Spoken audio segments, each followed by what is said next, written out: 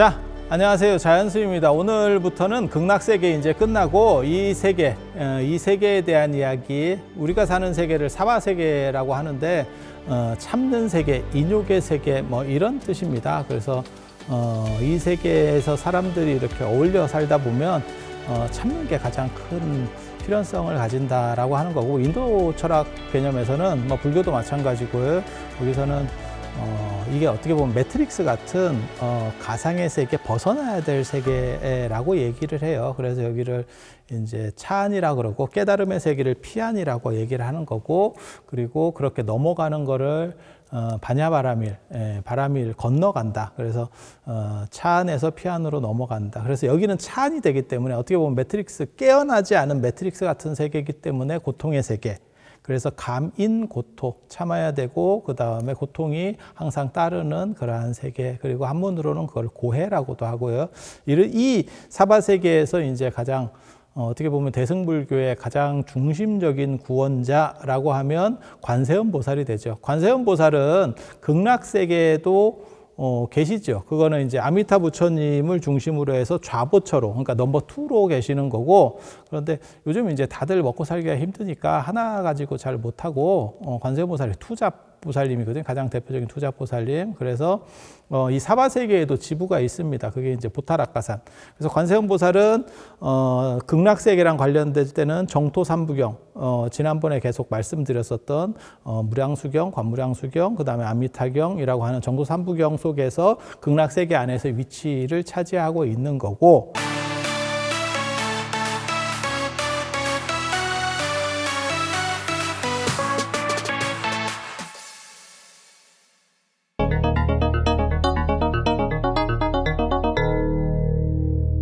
사바세계 안에 계실 때는 이제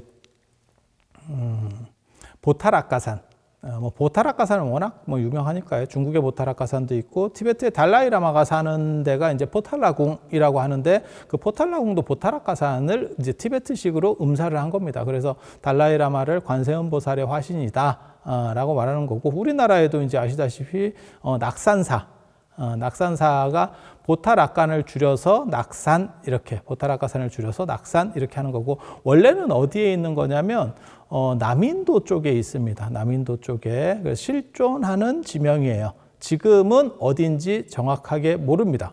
그래서 경전적인 배경으로는 극락세계랑 관련된 극락삼부경, 정토삼부경은 극락세계랑 관련해서 아미타불과 함께 관세음 보살이 등장하는 그 모습이 나타나는 거고, 이 사바세계의 보타락가산과 관련해서는 이제 경전, 배경 경전이 어떤 경전이냐면 화엄경 입법계품입니다. 그 입법계품에 보면 선제동자가 53선지식을 차례로 이렇게 쭉 다니면서 이제 가르침을 묻고 나중에 깨달음을 얻게 되는데, 그 중에 26번째에 비슬시라 거사인이라고 하는 비슬시라 거사가 등장을 해요. 그리고 이제 관자재존 여정취 이렇게 나오는 거죠. 저 화엄경 약찬계에 나옵니다. 화엄경 약찬계. 그래서 비슬시라 거사가 나중에 관세음 보살에게 물어봐라 라고 하면서 남인도에 가서 선제동자가 비슬시라 거사한테 한번 가르침을 받고, 그 다음에 다음을 추천하는 거죠. 어떻게 보면 요즘으로 말하면 뭐 챌린지 이렇게 되는 거죠. 그래서 그 다음 분에게 저 사람에게 가서 물어봐라 이러니까 관세음 보살에게 가게 되는 거고, 그게 남인도 보타락가산으로 가는 겁니다. 그리고 이제 관세음 보살한테 관세음 보살이 27번째 선지식이고 나중에 28번째 선지식이 되는 거는 정취보살이에요. 정취보살. 이 부분도 굉장히 중요합니다. 왜냐하면 나중에 보타락가산에 우리 보타락가산은 낙산사거든요. 지금 낙산사. 그 낙산사에 나중에 정취보살을 모셨다라고 하는 기록도 나옵니다. 그러니까 의상대사는 관세음 보살을 모시고, 나중에 범일국사 통요라고 하는 분이 강릉에서 이제 사골산문을 개창하고 굴산사를 여신 분인데, 그분이 이제 정취보살을 낙산사에 모셨다. 그래서 이러한 화엄경 입법계품과 관련된 두 가지 연결고리가 존재하는 게 아니냐라는 생각도 들 수 있는. 그래서 화엄경이라고 하는 어떻게 보면 대승불교에서 가장 중요한 경전, 동아시아 대승불교에서 가장 중요한 경전 꼽으면 화엄경, 그 다음에 법화경, 반야경이에요. 그리고 여기 세 개 말고 하나를 더 꼽아라 라고 말하면 열반경, 정도를 꼽을 수가 있습니다. 그래서 화엄경, 법화경이라고 하는 두 가지가 있고, 그다음에 반야경은 600권이라서 너무 이게 크니까 내용이 방대하니까 그걸 요약한 건 반야신경, 그리고 577권 한 권을 뽑아내서 가장 엑기스를 뽑은 거를 적출한 거는 금강반야경, 그래서 금강경 이렇게 되는 거고요. 그리고 이제 열반경 같은 경우는 거기서 이제 불성사상이라고 하는 게 나오는 거고요. 그게 이제 뭐 우리가 많이 듣는 그 불성이 열반경 계열에서 나오는 겁니다. 그래서 이 네 개의 경전, 대승불교랑 관련해서, 동아시아 대승불교랑 관련해서 가장 중요한 네 개의 경전 중에서 화엄경이 보타락가산의 어떠한 배경, 관세음보살의 배경이 된다더라 라는 거 기본적으로 한 가지 알아두시고, 그 다음에 나중에 관세음보살의 특징은 뭐냐면 33가지 혹은 32가지의 다양한 모습으로 나타나요. 그걸 아바타라고 합니다. 그 영화 아바타, 제임스 카메론 감독의 아바타도 사실은 거기서 나오는 말이거든요. 그리고 그거는 불교적인 용어는 아니고요, 인도에서 계속 쓰이던 용어입니다. 그래서 변신해서 그 사람에게 맞는 가장 적합한 모습으로 내가 변화해서 그 사람을 구제해 주는 것이라고 하는 거고, 그게 이제 법화경에 관세음보살 보문품이라고 하는 데서 33가지 모습으로 나옵니다. 그래서 33응신이라고 하는 거고요. 그러니까 되게 재밌는 거는 관세음보살과 관련해서는 이 사바세계 쪽에서도 가장 중요한 두 경전이 관세음보살을 지지하고 있는 거예요. 그 한 경전은 어떤 경전이냐면 화엄경, 그리고 하나는 법화경. 이 두 개의 경전에서 전부 관세음보살이 굉장히 중요한 비중 있는 역할로 나온다더라. 그리고 화엄경 입법계품에서는 장소적인 부분이 기본적으로 나오는 거고, 그리고 법화경에서는, 법화경 관세음보살 보문품은 나중에 너무 그 경전을 이제 사람들이 신봉하고 중요시 여기니까 나중에 독립해서 관음경이라고도 불립니다. 거기서는 이제 중생 구제의 모습 이런 쪽들이 많이 나오는데, 그거는 이제 법화경 속에 있는 거고, 그래서 한쪽에는 장소적인 부분, 화엄경 쪽에는 장소적인 부분, 법화경 쪽에는 중생을 구제하는 모습, 변화의 모습들을 나타내고 있다더라. 그리고 33응신은 관세음보살 보문품에 나오지만 32응신이라고 하는 것도 있어요. 그거는 이제 능엄경, 수능엄경이라고 해서 송나라 때 아주 유행한 경전이 있습니다. 이 능엄경들이 유행을 하게 될 때, 그러니까 송나라 때 주로 유행을 하는데, 그 경전에 보면 거기서는 32응신, 관세음보살의 32응신 이야기가 나옵니다. 그래서 중요한 경전들, 대승불교랑 관련해서, 동아시아에 특히 유행하는 대승불교랑 관련해서 중요한 경전들에 관세음보살이 어떻게 보면 다 나온다. 그래서 제가 농담삼아 그런 얘기를 합니다. 관세음보살이 어떻게 보면 사기캐다. 모든 중요한 데서 다 숟가락이 얹혀져 있다. 그리고 그렇게 되는 이유는 그만큼 중요하기 때문에 그렇겠죠. 그래서 관세음보살이야말로 동아시아 대승불교의 보살신앙 중에는 당연히 넘버원이라고 보시면 되겠습니다.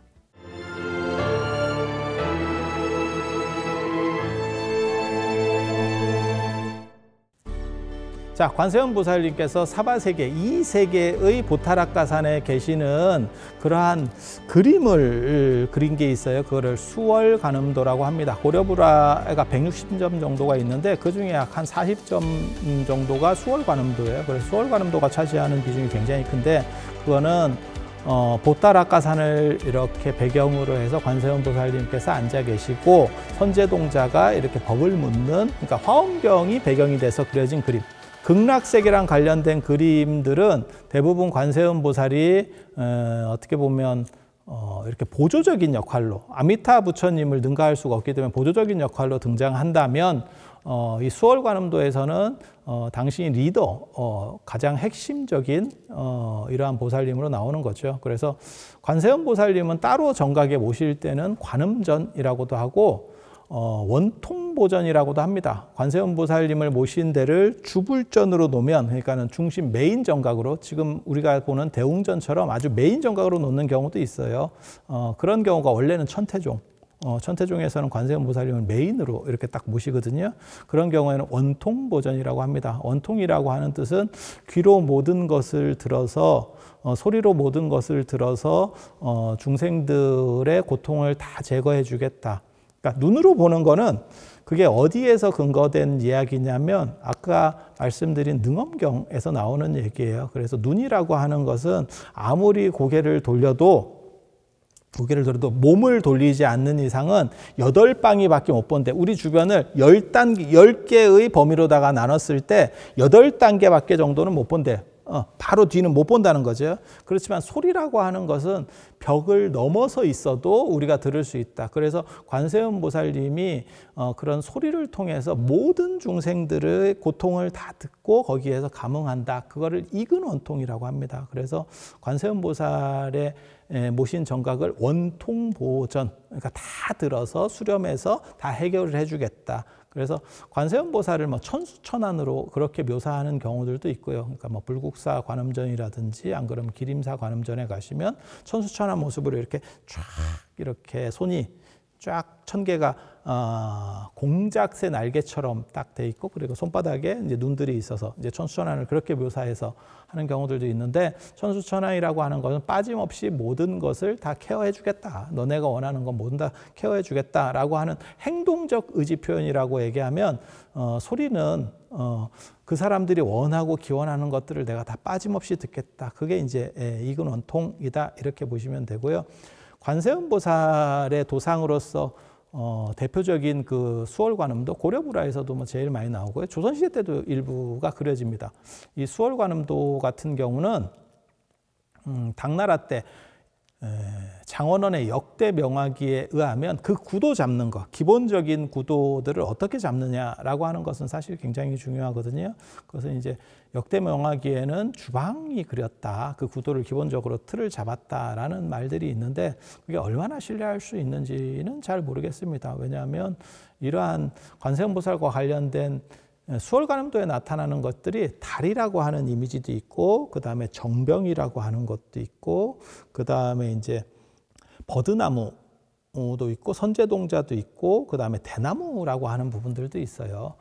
그런데 그런 이미지들이 여러 군데서 이렇게 막 섞여서 나오고 있어서 그러니까 주방보다 빠른 기록들도 많이 있어서 그래서 주방이 그걸 다 모아서 수월관음도처럼 하나의 어떠한 법식을 만들었는지 는 정확하지는 않습니다. 근데 보통은 이제 그렇게 얘기를 하거든요. 그래서 그런 정도라고 보시면 되고 이제 수월관음도가 무슨 의미인가에 대해서 잠깐만 얘기를 해드릴게요. 수월이라고 하는 거는 달하고 물이에요.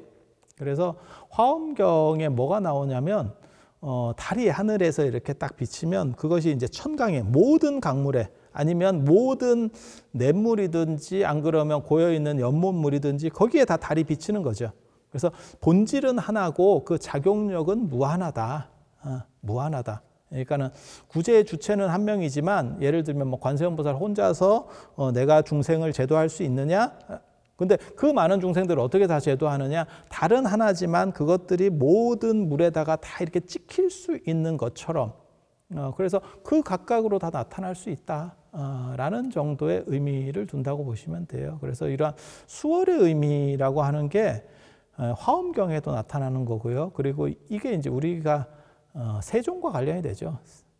세종이 월인천강지곡 지을 때도 또 마찬가지예요. 그러니까 월인천강이라고 하는 게 부처님을 상징하는 거기도 하고 그 다음에 임금을 상징하는 거기도 해요. 그래서 임금은 한 명이고 이 임금이 어떻게 다 조선반도에 있는 모든 중생들, 백성들을 제도하느냐 그것은 달은 하나지만 그 달에 있는 그림자들이 전부 이렇게 찍혀서 그것들 낱낱으로다가 전부 다 어떻게 살펴줄 수 있다.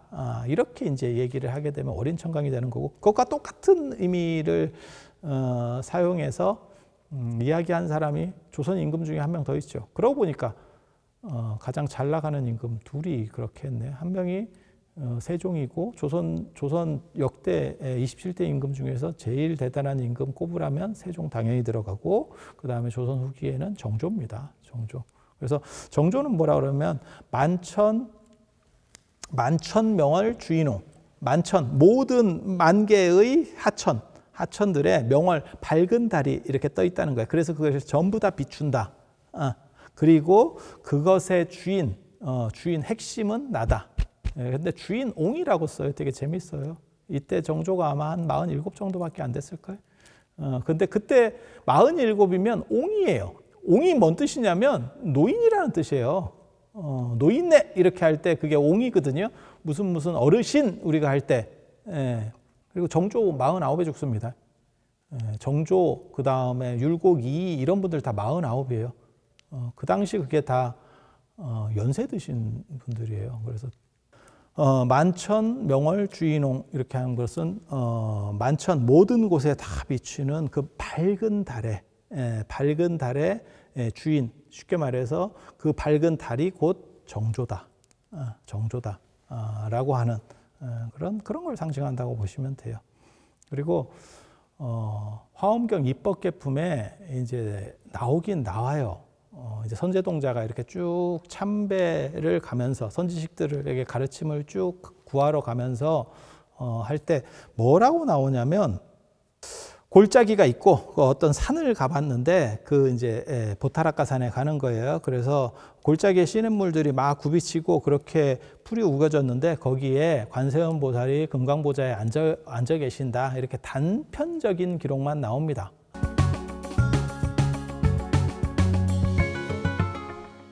그런데 현장 스님이 이제 서유기의 그 현장 스님이 실제로 인도를 갈 때 이 보타라카 산을 갑니다.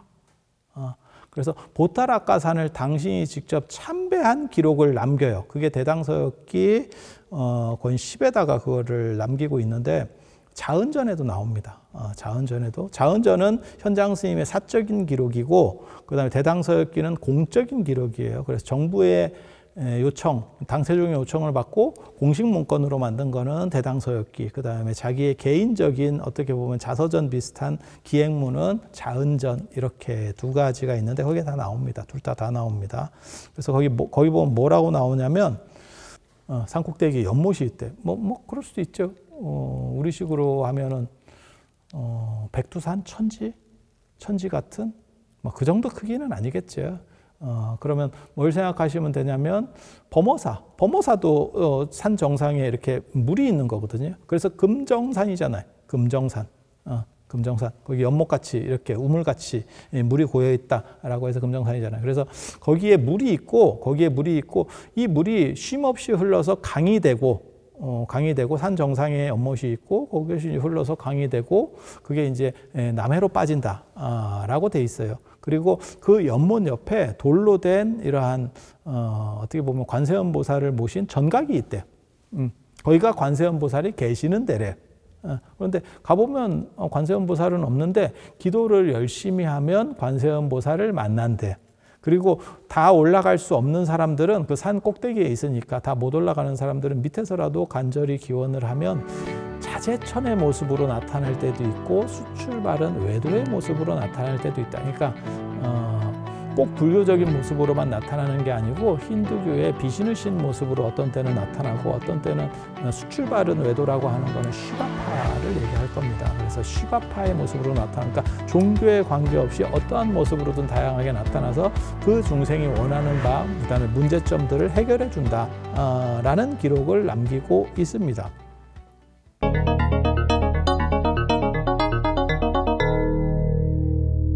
이러한 것과 관련해서 이제 전체 그림들을 그려 나가는데 우리나라 같은 경우는 관세음 보살 도량이 일반적으로 이제 세 군데가 있어요. 그래서 동쪽에는 낙산사 홍련암. 이제 그 얘기를 좀 이따 해드릴 겁니다. 그 다음에 서쪽에는 강화도 보문사, 성모도. 정확하게 말하면 강화도가 아니고 강화도에 부속된 성모도 보문사가 관세음 보살 도량이고 그 다음에 남쪽에는 남해 보리암 이렇게. 그래서 관세음 보살과 관련된 이야기들을 보면 두 가지가 나오거든요. 그 보타라카 산이라고 하는 데가 두 가지가 나와요. 하나는 독도 같은 그러한 섬 속에 존재하는 산이 관세음 보살이 계시는 데다, 보타라카 산이다 라고 하는 게 일설이고 하나의 설이라는 뜻이에요. 그 다음에 두 번째는 이 화엄경 입법계품이나 안 그러면 현장 스님의 대당서역기에 나오는 거는 앞쪽은 바다 쪽에 있고 뒤쪽으로는 산이 있는 거예요. 그래서 바다를 연한 산, 바다하고 어떻게 보면 마주하고 있는 산, 그게 보탈학가산이다. 이러한, 그리고 경전들을 봐도 이 두 가지로 갈립니다. 그래서 강화도의 성모도, 그러니까 성모도의 보문사 같은 데는 섬이죠. 남해 보문사, 금산 보문사도 그 섬입니다. 지금은 우리가 길로 이렇게 다리가 낮아서 다 이렇게 길로 가지만 실제로는 섬이거든요. 그래서 관세음보살도량은 그렇게 섬으로 보는 경우도 우리나라가 있고, 그 다음에 낙산사 홍련암 같은 데는 아시다시피 그냥 산이죠. 바다를 끼고 있는 산이죠. 의상대 뭐 이런 데 다 가보시면 아시겠지만 그냥 다 산이죠. 그래서 그런 두 가지 이해를 예전부터 했었다더라 라는 정도 생각을 하시면 됩니다. 그래서 관세음보살과 관련해서 아주 중요한 어떻게 보면 배경을 주는 기록이 있어요. 그게 부귀 때 손경덕이라고 하는 분이 쓴 불설 고왕 관세음경전이라고 하는 불설 고왕 관세음경. 자기가 썼는데 왜 불설이야? 불설은 부처님이 설하셔야 불설인데 손경덕이 자기가 써놓고는 왜 불설이라고 부처? 그래서 고왕관음경이라고 이제 흔히 얘기를 하거든요. 고왕관세음경인데 뭐 고왕관음경이라고 하는데 거기에 보면 뭐라고 나오냐면 바다 가운데 보탈학가산이 솟아 있고 바다 가운데 있다는 거예요. 그러니까 섬이라는 뜻이에요. 이거는 섬에 있는 산이라는 뜻이죠. 정확하게 말하면 보탈학가산이 솟아 있고 그곳에 관세음보살이 계신다. 세 개의 자주색 대나무가, 이게 굉장히 재밌는 얘기인데, 세 그루의 자주색 대나무가 나란히 서 있고 버드나무까지가 먼지 바람을 씻어낸다. 자주색 대나무라고 하는 대나무의 이미지가 있고 그 다음에 버드나무라고 하는 부분이 있는 거예요. 이것들은 이제 나중에 다 따로따로 설명을 드릴 겁니다. 근데 참고로 말씀드리면 우리는 청죽이고 우리나라 수월관음도에 나오는 대나무는 푸른색 대나무고 중국에서 그리는 대나무는 자주색 대나무인 경우도 있어요. 왜냐하면 이 경전 때문에 그래요. 그리고 확실한 건 뭐냐면 되게 재밌는 거는 중국 쪽 수월관음도, 그러니까 뭐 도낭에서 발견됐거나 중국에서 발견된 수월관음도는 거의 90몇 프로가 대나무가 세 그루입니다. 관세음보살 뒤편으로 대나무가 있거든요. 수월관음도에. 우리나라 거는 다 두 그루입니다. 왜 두 그루가 되고 왜 푸른 대나무를 쓰는지는 의상대사랑 관련이 돼요. 그 얘기는 조금 이따가 해드릴게요. 지금 이 얘기 끝나고 나서. 그리고 또 뭐라고 얘기가 나오냐면 앵무새가 꽃을 물고 공양하러 오고, 앵무새, 여기서 말하는 앵무새의 정체가 나중에 수월관음도에 나오는 파랑새입니다. 파랑새. 그리고 용녀는 수많은 보배들을 가져다가 바친다. 용왕과 용녀가 있어요. 수월관음도에 보면. 그렇게 해서 이제 보물을 이렇게 갖다 바치는 대목이 있는데, 그러한 것들을 아울러서 지금 어떻게 보면 화엄경 입법계품이나 안 그러면 현장 스님의 묘사보다도 이 불설 고왕관음경이라고 하는 이 손경덕이 쓴 글이 수월관음도의 전체적인 모티브를 제공하고 있다라고 볼 수 있습니다. 이게 굉장히 좀 재미있는 거고, 그리고 수월관음도의 가장 큰 특징 중에 하나는 뭐냐면 사람이 둘이 나옵니다. 하나는 관세음보살, 그 다음에 하나는 선제동자. 선제동자를 남순동자라고도 합니다. 남순동자라고 하는 거는 선제동자의 별명이에요. 그래서 남방을 순유하다가 선지식들을 참배하면서 인도의 남쪽을 순유하다가 남쪽을 가다가 그 다음에 관세음보살을 만난다 그래서 남순동자라는 표현을 쓰는데 관래 이름은 선제동자예요. 그러니까 별명이라고 보시면 돼요. 별명이라고 보시면 돼요. 그리고 우리나라에서는 관음전 예불을 어떻게 하는 거냐면 백의 관음 무설설 남순동자 불문문, 이게 굉장히 재밌거든요. 흰옷을 입은 관세음보살이 이제 보통 흰옷을 입는 경우들이 많이 있으니까 백의관음은 말 없이 말을 하고 가르침을 말 없이 하고, 그래서 무설설이에요. 말 없는 가르침을 설하고, 남순동자는 불문문, 이게 남순동자가 선제동자라 그랬잖아요.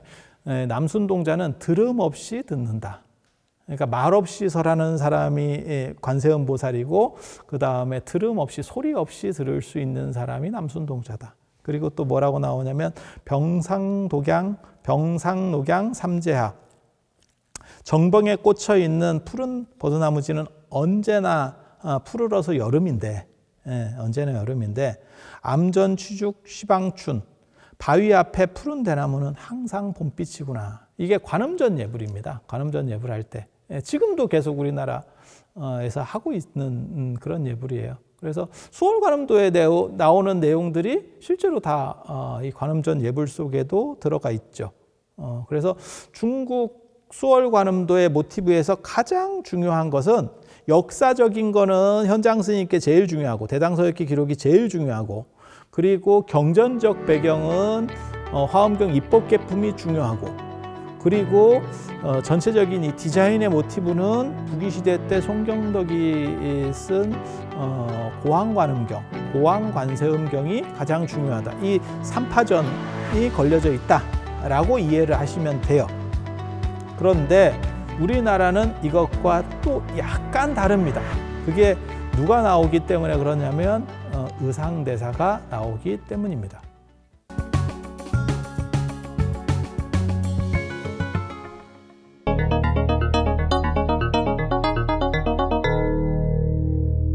의상대사 얘기를 하면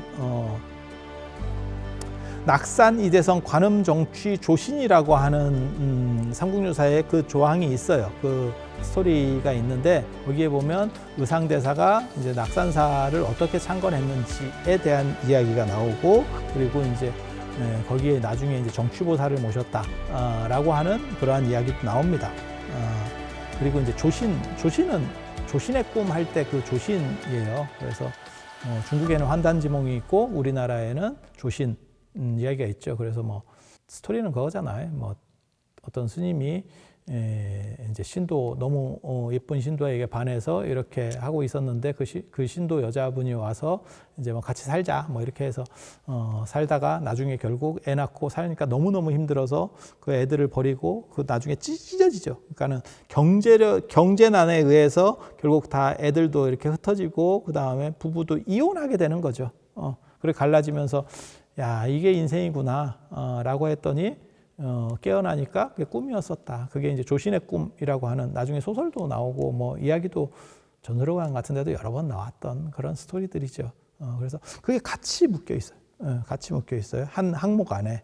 이 낙산 이대성 관음정취 조신조에 보면 뭐라고 나오냐면 의상대사가 중국에서 돌아오고 나서 유학 갔다가 돌아오고 나서 그게 670년에 돌아오시거든요. 그리고 나서 이 낙산사를 개창했다라는 이야기가 나옵니다. 그래서 그게 뭐 670년에 낙산사가 됐다라는 얘기도 있고 671년에 돌아오고 나서 그 다음 해에 했다 뭐 이런 이야기들도 있는데 그래서 해변가 굴에 이렇게 이 굴이라고 하는 이미지도 굉장히 중요합니다. 왜냐하면 보타락가산의 이 수월관음도를 보면 이렇게 굴처럼 돼 있어요. 제가 그런 얘기 하는데 마리아상에도 보면 이게 굴처럼 마리아가 굴에 들어가 있는 게 있거든요. 그게 암굴의 성모라고 굉장히 유명한데 상대적으로 모티브가 상당히 비슷합니다. 그래서 르네상스 시대의 미술하고 이 수월관음도하고 비슷한 측면들이 존재해요. 그래서 굴에 있어요. 굴에. 그 굴에 관세음보살이 산대요. 그래서 의상대사가 관세음보살을 칭견하기 위해서 의상대사가 관세음보살 빱니다.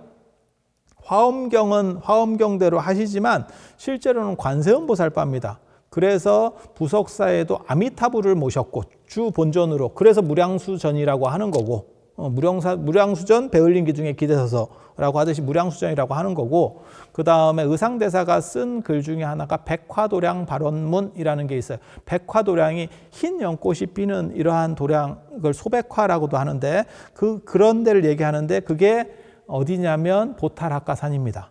그래서 장신이 보탈학가를 번역하면 소백화, 흰 꽃이 피어 있는 곳들, 흰 연꽃이 주변에 쫙 이렇게 관세음보살 사시는데 피어 있대요.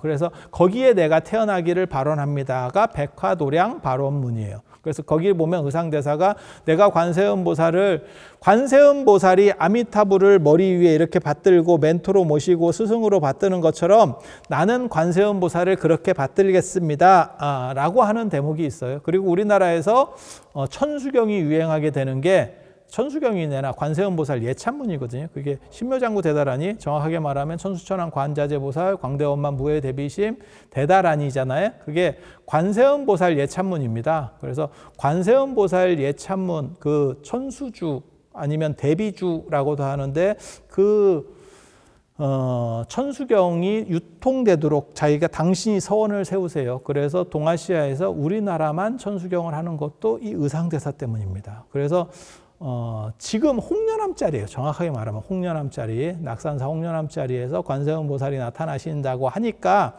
당신이 거기서 기도를 했대요. 그래서 7일 동안 기도를 하니까 천룡팔부들이, 그러니까 용을 중심으로 해서 여러 신들이 방석을 띄워가지고 물 위에서 이제 의상대사가 방석을 타고 그 동굴 안으로, 그러니까 지금 낙산사 홍련암 그 밑에, 홍련암에 보면 이렇게 중간에 구멍이 뚫려 있거든요. 법당 밑으로 이렇게 볼 수 있도록 구멍이 뚫려 있어요. 예전에는 거기 나무 구멍이어가지고 나무로 이렇게 꼈다 놨다 했었는데 지금은 유리로다가 이렇게 붙여놨는데 그 밑으로 이렇게 들어가셨대요. 그래서 관세음 보살을 이제 친견을 하게 되죠. 그래서 또 기도를 일주일 동안 더 해요. 그랬더니 관세음 보살이 나타나서 뭐라고 얘기를 하냐면, 위쪽으로 가면 거기에 푸른 대나무가 두 그루 솟아 있는 데가 있는데 거기다 법당을 지어라. 그게 낙산사의 원통보전 자리입니다. 관음전 자리입니다. 쉽게 말해서. 그래서 낙산사에는 두 군데가 중요해요. 그 홍련암 자리, 그 다음에 원통보전 자리. 원통보전에는 건칠로 되어 있는, 그러니까 오칠로다가 이렇게 오다고 배를, 그러니까 이런 천으로다가 틀을 잡고 그 위에다가 옷을 칠해요. 그리고 또 천을 붙이고 옷을 칠하고, 그걸 건칠이라고 하거든요. 건칠 기법이라고. 그래서 그렇게 해서 만든 관세음 보살이 모셔져 있죠. 낙산사 화재 때도 그쪽은 이제 그 관세음 보살님은 온전했죠. 그리고 실제로 거기 이렇게 달려있는 영락들이 진짜 보석이에요. 그런데 그게 보석이면 보이면 누가 혹시라도 가져갈까 봐 싶어서 그냥 개금을 다 해놔서 그렇지 진짜 원래 화려한 보석들로 되어 있습니다. 그래서 건칠보살 자상, 이제 관세음보살 건칠보살 자상이라고 하는데 굉장히 가볍습니다. 왜냐하면 속이 비어 있거든요. 겉에만 거푸집 모양으로 만들어서 칠을 하고 천을 붙이고 칠을 하고 천을 붙이고 이런 식으로 해서 만들기 때문에 굉장히 가벼워요. 그 낙산사 원통보전자리하고 홍련암자리 이 두 군데가 제일 중요한 관음 성지라더라. 이제 그 얘기만 한 게 아니고 이제 공중에서 뭐 수정염주가 내려왔다. 이 수정염주도 굉장히 중요합니다. 수정염주가 내려오고 그 다음에 동해용왕이 여의주를 줬다. 뭐 이런 대목도 있는데 여의주는 사실 이 수월관음도에 안 나타나고 이 수정염주는 수월관음도에 나옵니다. 흰색으로. 그래서 보통 정병하고 같이 나타나는 게 이 염주가 나와요. 그래서 굉장히 비슷한 이야기가 어떻게 보면 더 구체적으로 관세음보살과 관련된 어떤 장소에 대한 부분, 이렇게 동굴 같은 어떤 장소에 대한 부분, 그 다음에 관세음보살이 두 그루의 대나무를 이야기했다. 그 다음에 이제 좀 있으면 푸른새 얘기도 나옵니다. 중국 같은 경우는 고왕관음경, 고왕관세음경이 어떠한 전체적인 이미지를 만들었다면, 수월관음도 이미지를 만들었다면 그러한 모티브들이 다시 재설정돼서 사실 나오는 게 이 낙산 이대성 쪽이거든요. 낙산 이대성 쪽. 낙산에 두 명의 성인이 있었대. 그 성인이 누구냐면 한 명은 관세음보살이고 한 명은 정취보살이에요.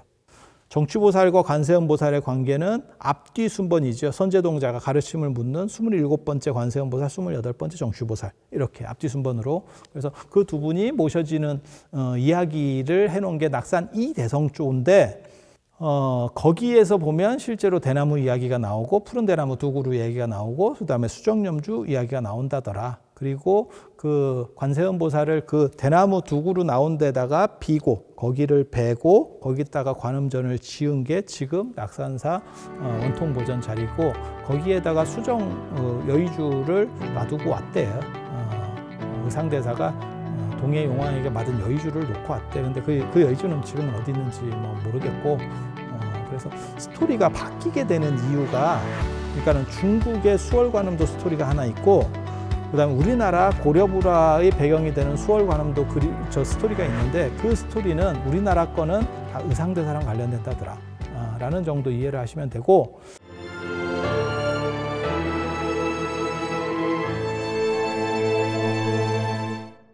의상대사가 관세음보살을 친견했다는 이야기가 도니까 원효가 그러면 나도 관세음보살을 친견해야겠다 라고 해서 홍련암 쪽으로 그 다음에 낙산사 쪽으로 갔대요.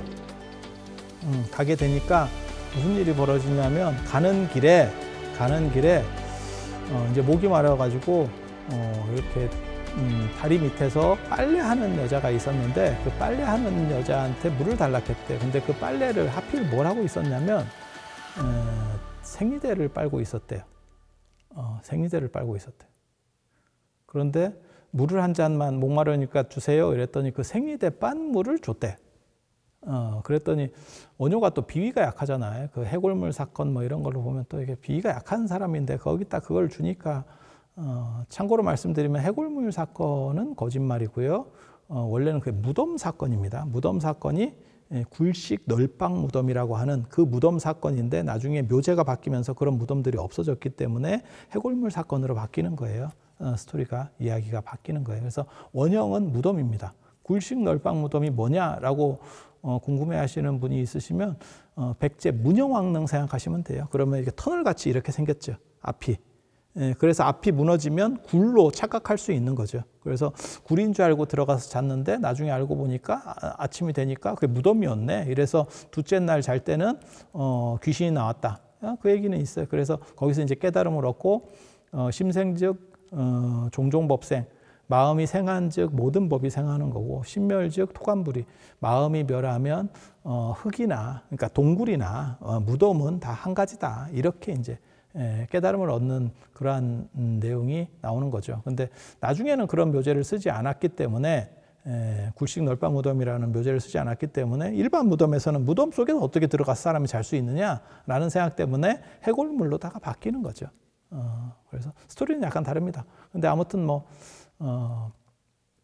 원효가 비위가 좀 안 좋았는가 봐요. 그래서 그 물을 주니까 아이 그런 걸 어떻게 마시냐 이러고 싹 쏟아버리고 새로 물을 떠서 이렇게 헹궈서 마셨대. 그러니까 파랑새가 소나무에 앉아서 뭐라고 얘기했냐면 제호화상, 쉽게 말해서 제호를 놓치고 그러니까 제호라고 하는 건 감노 같은 거예요. 깨달음에 어떻게 보면 가장 수승한 것을 놓치고 너는 그것을 버리고 딴 걸 취하는구나. 맹물을 취하고 있구나. 그래서 이게 뭔 소리야? 라고 이렇게 딱 하니까 그게 이제 자기에게 물을 떠준 그 여자가 생리대 빨고 있었던 물을 떠준 여자가 관세음보살 화신이었다는 거죠. 그래서 원효에게 깨달음을 이렇게 뭘 이렇게 전해주려고 했는데 쉽게 말해서 그거죠. 원효가 무해가를 얘기하면서 전체는 다 더럽고 깨끗한 거 없이 모든 다 구속 없이 걸림 없이라고 얘기하지만 너는 생리대 빤물 못 마시잖아. 너는 차별이 있잖아. 라고 하는 거죠. 그래서 거기서 파랑새 모티브가 나온다는 거, 그거 굉장히 중요한 거예요. 왜냐하면 낙산사랑 관련해서는 지금은 낙산사가 화재가 나서 파랑새가 어떻게 되는지는 모르겠지만 그 전에는 계속 파랑새 이야기가 있었습니다. 낙산사 쪽에 파랑새가 나타났다라는 이야기가 있어요. 그래서 그게 뭐 중앙일보에서도 나오고 그런 기사들이 다뤄지고 그게 뭐 직박불이다 뭐 이런 또 이야기들도 있었고 고왕관세음경에는 그게 앵무새로 등장을 하는 거고 우리나라에서는 앵무새는 아닙니다. 그 사진 찍히고 뭐 이런 걸 보면 앵무새는 아닙니다. 그래서 파랑새가 여기서 나오고 있다.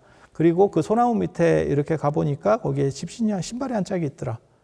그래서 이게 뭐지? 이러고 나서 관세음보살을 친견하러 갔더니 파도가 높아서 홍련암 밑에 그 관원굴로는 못 들어갔고 아예 뭐 접근이 안 됐었고 그래서 그 낙산사 지금 원통보전 자리에서 이렇게 가봤더니 거기에는 신발 한 짝이 이렇게 있더라. 그래서 이게 관세음보살이 화연을 한 거였었구나.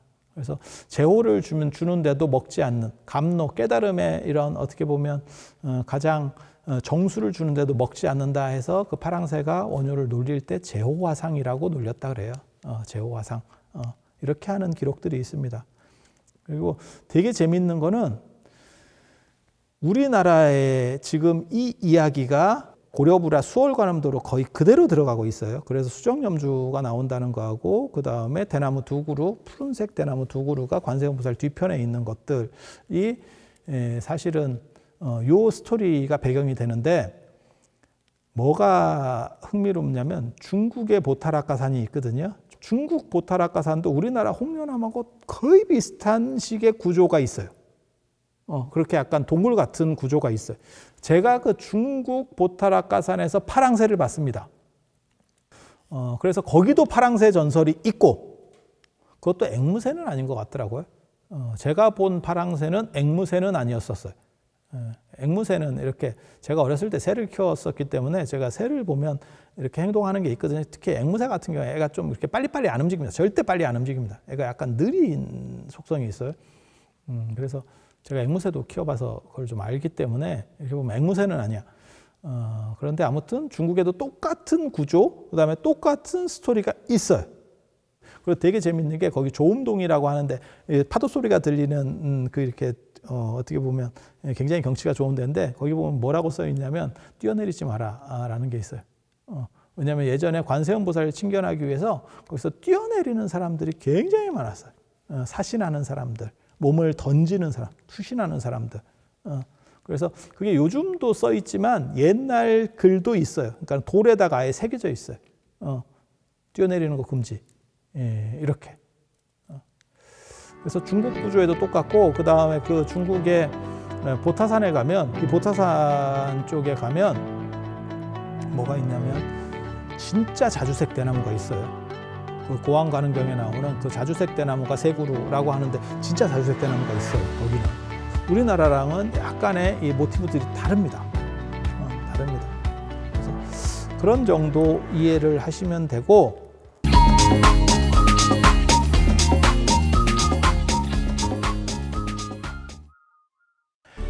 신라시대 관세음 보살 3대 도량이 있었어요. 그러니까 지금 관세음 보살 3대 도량은 동쪽에 낙산사, 홍련암과 그 다음에 원통보전. 저한테 누가 그런 얘기 하던데, 왜 낙산사에 갔는데 해수관음상 사진이 없어요? 저한테 누가 그러더라고요. 그래서 나는 해수관음상에는 안 가요. 이랬더니 왜 안 갑니까? 그랬더니 거기는 원래 족보가 있는 데가 아니고 그냥 요즘 만든 거예요. 그냥. 그래서 거기는 시간 바쁘면 굳이 참배를 안 해도 돼요. 그러니까 꼭 저는 낙산사에 가면 두 군데는 무조건 가는 거죠. 홍련암하고 그 다음에 원통보전.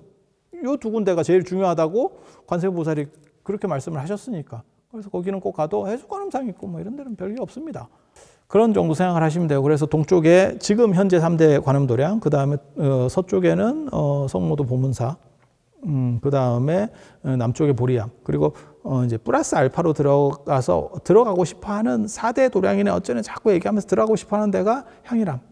신라시대 때 경주에 3대 관음도량이 있었어요.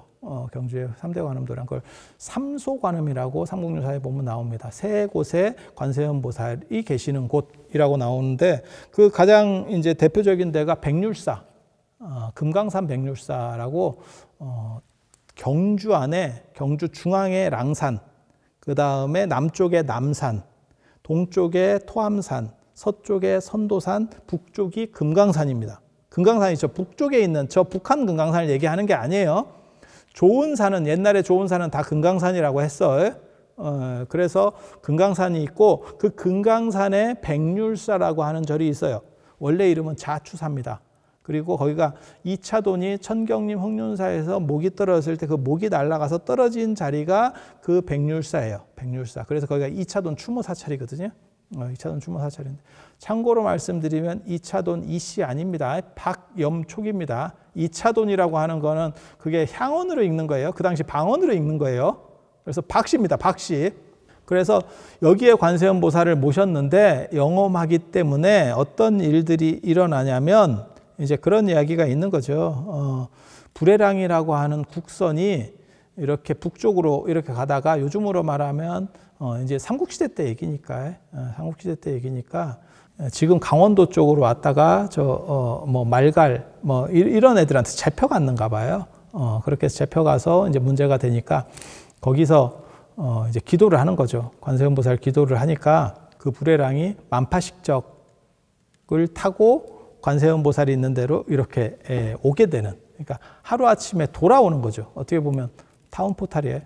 포탈로 샥 이송해 오는, 그래서 그런 이적이 있었기 때문에 여기가 이제 3대 관음도량 중에 하나가 되는 거고, 그리고 또 한 군데가 이제 중생사라고 하는 데가 있어요. 랑산의 중생사. 중앙이 랑산이라 그랬잖아요. 랑산에 이제 두 개가 유명한 게 있습니다. 하나는 이 중생사라고 하는 절이고, 하나는 선덕여왕릉. 선덕여왕릉도 이 랑산에 있어요. 그리고 한 가지 더 얘기할 수 있는 거는 뭐가 있냐면 능지탑이 있거든요. 그게 문무왕이 화장했던 데도 이 랑산에 있습니다. 랑산에. 중생사라고 하는 이제 두 번째 관세음보살 어떻게 보면 성지가 이 중생사인데, 이 중생사에는 최은암이라고 하는 분이 이제 아들을 못 낳아서 기도를 하는 거죠. 그래서 기도를 해서 최승로, 나중에 이제 최승로의 시무 28조 얘기하는 그 최승로가 태어나게 돼요. 이 최승로라는 사람이 태어났을 때 그때가 이제 뭐 후삼국 뭐 이래가지고 좀 복잡한 시대입니다. 그래서 전란이 나고 이러니까 경주 쪽이 밀리는 거예요. 그래서 이 사람이 귀족인데도 불구하고 피난을 가야 돼. 근데 애를 데리고 갈 수가 없는 거죠. 그래서 그 새로 낳은 아들을 관세음보살 탁자 밑으로다가 중생사 관세음보살 탁자 밑으로다가 넣으면서 뭐라고 얘기했냐면, 관세음보살이 태어나도록 한 애니까 책임을 져주세요. 이러고 피난 갔다가 왔다는 거예요. 그래서 피난 갔다가 와서 애가 죽었겠나? 당연히 죽었겠죠. 그렇게 생각을 해서 이제 안타깝게 생각해서 가봤더니 누가 젖을 물렸는지 포동포동하게 살아있더라. 오세암하고 똑같은 얘기입니다. 오세암 전설에 어떻게 보면 원형이라고 보실 수 있는, 그게 이제 중생사에서 나오는 이야기고, 아까 백률사 얘기할 때 내가 그 얘기 안 해줬는데, 원래 거기에 관세음보살 발자국이 있었어요. 돌로 된 돌에 발자국이 찍혀 있었어요. 그때 불에랑 데리고 오면서 찍었다는 발자국도 있었어요. 지금은 안 남아 있습니다. 그리고 세 번째가 민장사라고, 그게 지금은 없어진 절입니다. 저도 어디에 있는지 모르겠는데, 그게 이제 민장각간이라고 하는 사람이, 각간이면 지금식으로 얘기하면 장관급 정도라고 보시면 돼요. 그 사람이 이제 희사를 해서 절을 지어서 자기 이름을 따서 민장사라고 했는데, 거기에 장춘이라고 하는 사람이 나중에 경주 사람인데, 배 타고 무역하러 나갔다가 이 사람이 풍랑을 만나서 오나라로 갑니다. 오나라가 어디냐면 중국 동남 쪽에 있어요. 그래서 오월동주라고도 하고, 오나라 밑에가 월나라고, 월나라 밑에가 월남이에요. 베트남이에요. 그래서 베트남 위쪽에 월나라, 월나라 위쪽에 오나라, 이렇게 생각하시면 돼요. 그래서 거기 잡혀가가지고 표류를 해서 그쪽으로 갔다가 거기서 사람들이 잡혔대요. 그래가지고 이제 약간 노비 비슷하게 이렇게 살고 있었는데, 어머니가 이 민장사에서 부모가 이제 기도를 하는 거죠. 관세음보살한테 어떻게 해서든 돌아오게 해주세요. 이랬더니 이 장춘이라는 사람에게 신라 사람이 와서 너 집에 가고 싶지 않니? 신라 스님이 와서 그러더래요. 그러니까 돌아가고 싶은데 길이 없습니다. 이랬더니 그럼 잠깐만 기다려봐. 이러더니 옆구리에다 바로 끼고 바로 왔더니 바로 절로다가 돌아왔대요. 여기를 관세음보살 3대 도량이라고 합니다. 관세음보살 3대 도량. 그래서 신라의 관세음보살 3대 도량은 백률사, 그 다음에 중생사. 지금은 중생사에 가면 더 유명한 건 사실은 피모지장이라 그래서 이렇게 돌로 마애로다가 지장보살을 새겼는데, 거기에 이제 머리에 두건을 쓰고 있어요. 그래서 굉장히 특이한 지장보살상이 유명하고, 그 다음에 또 하나는 민장사. 민장사는 지금은 어딘지 이 자취를 모르겠다. 어느 곳인지 모르겠다. 이렇게 세 군데가 있다라는 거고.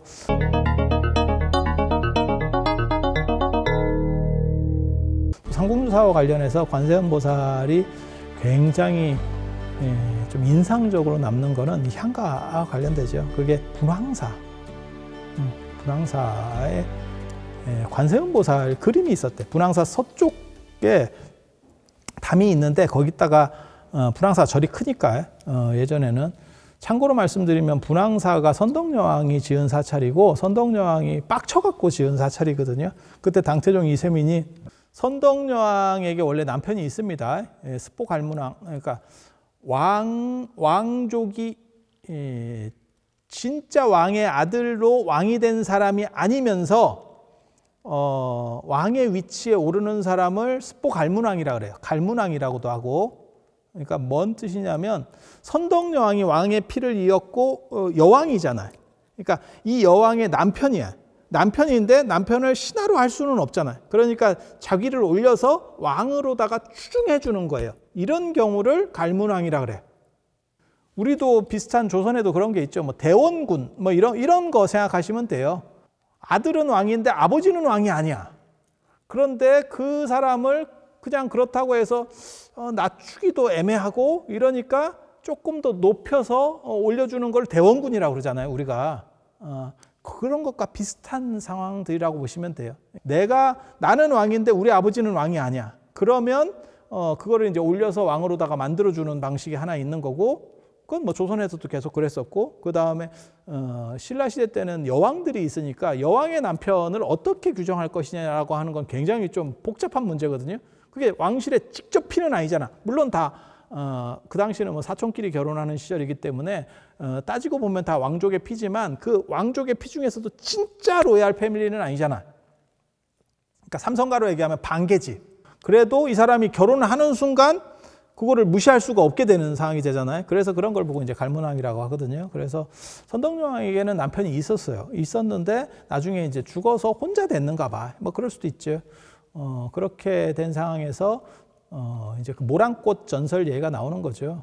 그게 이제 당태종이 모란꽃을, 이게 그 두 가지 설이 있습니다. 그게 공주 때 보냈다는 설이 있고 왕일 때 보냈다는 설이 있어요. 그게 삼국유사하고 삼국사이가 달라요.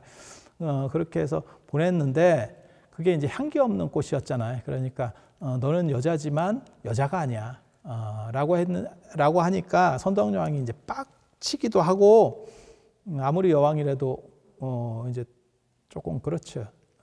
너는 여자로서의 매력이 없어. 라고 하는 거지. 그리고 그게 이제 희롱하는 거거든요. 어떻게 보면 요즘 말하는 성희롱이죠. 당태종이 젠더 감수성이 없었어.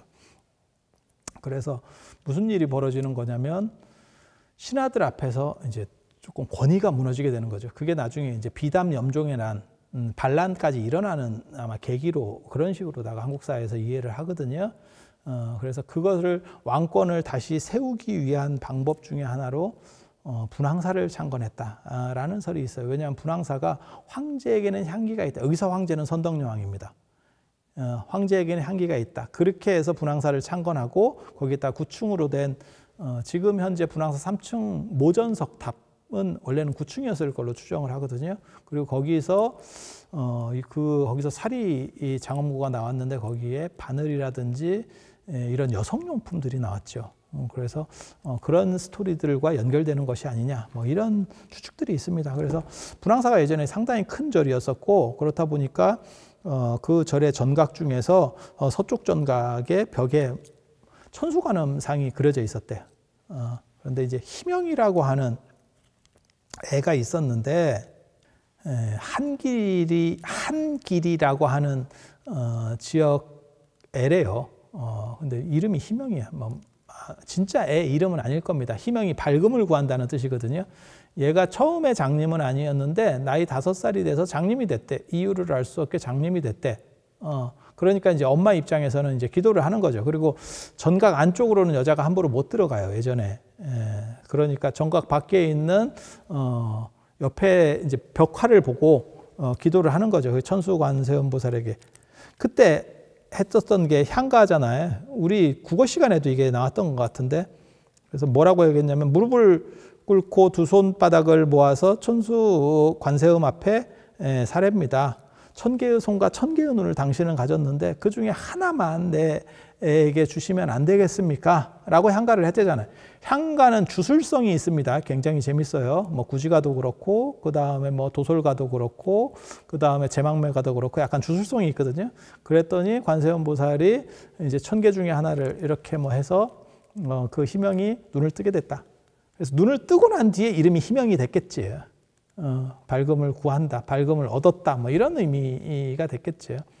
그래서 장님인데, 장님이니까 너는 밝음을 구해야 돼. 이래서 희명이라고 이름을 짓지는 않았을 거예요. 그러니까 이름이 전해지지 않는 그러한 전설들이 있는 거죠. 그래서 이렇게 보면 관세음보살이 이제 천수천안이 아니고 천수 999안이 될 수도 있는 이런 굉장히 재밌는 스토리예요. 그래서 이 분황사와 관련해서도 이런 이적 이야기가 있다더라 라는 정도 이해하시면 한국 불교 안에서 나오는 관세음보살에 대한 이야기는 기본적으로 정리가 됐습니다.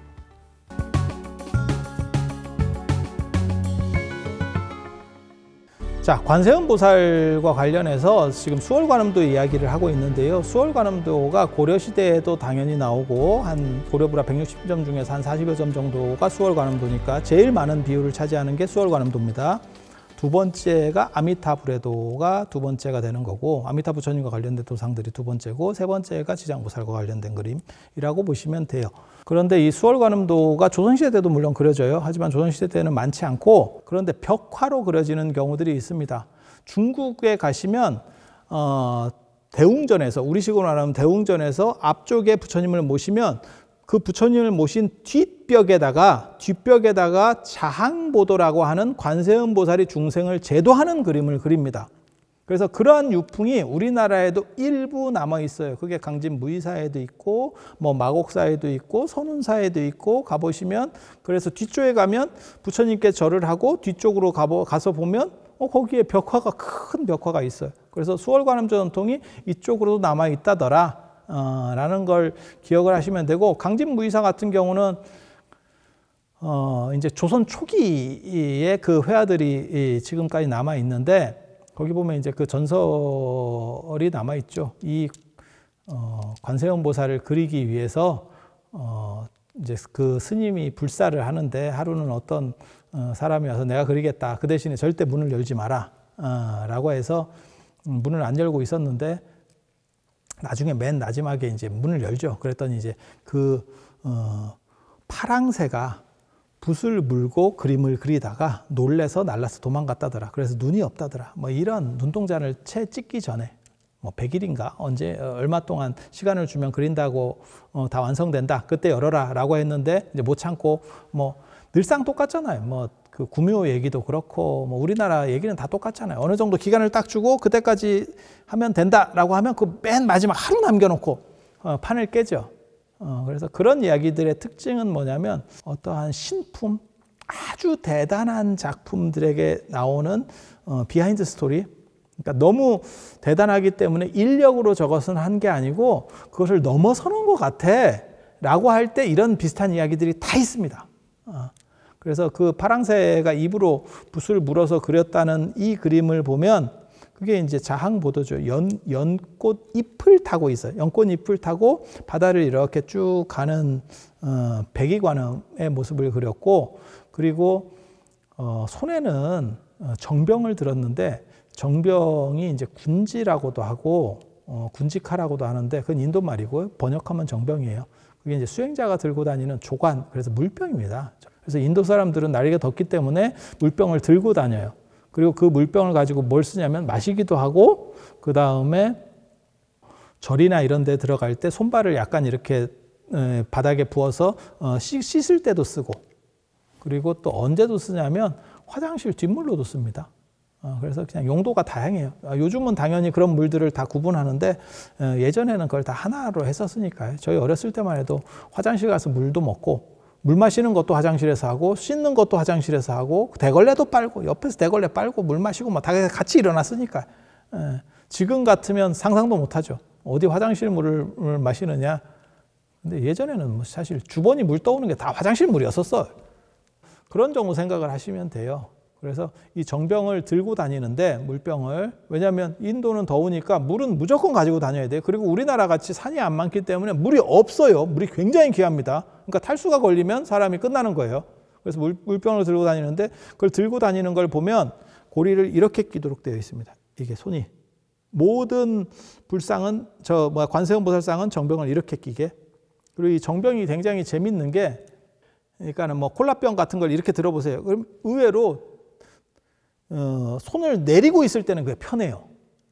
저도 그걸 해봤는데 이렇게 드는 거가 약간 이렇게 불균형하고, 이게 오히려 더 편하더라고요. 그래서 잠깐 들을 때는 이쪽이 편하고, 이쪽이나 이쪽이 편하고, 그 다음에 오래 들 때는 이게 편해요. 그래서 모든 관세음보살 그림이라든지 안 그러면 도상, 그러니까는 불상 계열 이런 형상의 관세음보살 상에서 봐도 이렇게 들고 있어요. 군지라고 하는 이 정병이라고 하는 게 사실은 수행자의 표상이에요. 그래서 미륵보살이 원래는 가지고 있었던 거고, 그러니까 관세음보살 하면 이마 위에 화불을 떠오르는 게 가장 일반적인데, 예, 맞아요. 이게 가장 관세음보살을 대표하는 상징이고 미륵보살은 정병을 가지고 있었습니다. 미륵보살은 수행자 모습으로 나타나고 관세음보살은 귀족 모습으로 나타나기 때문에 이 정병을 가지고 있다라고 하는 것은 귀족이 아니에요. 귀족은 물을 들고 다닐 필요가 없죠. 누가 옆에서 주겠죠. 물을 직접 다지고 다닐 수 있는 사람들은 조금 떨어지는 사람, 옆에서 누가 보살펴 주는 사람이 없는 사람이니까. 그래서 원래는 미륵보살의 지물이었다가 미륵보살이 가지고 있는 거였다가 나중에 관세음보살로 이 정병도 옮겨 붙어요. 그래서 예전에 관세음보살을 모실 때는 정병을 같이 모셨습니다. 그림에만 나오는 게 아니고 전각 안에 정병을 이렇게 수미단, 요즘으로 말하면 수미단 위에 정병을 올렸다니까요.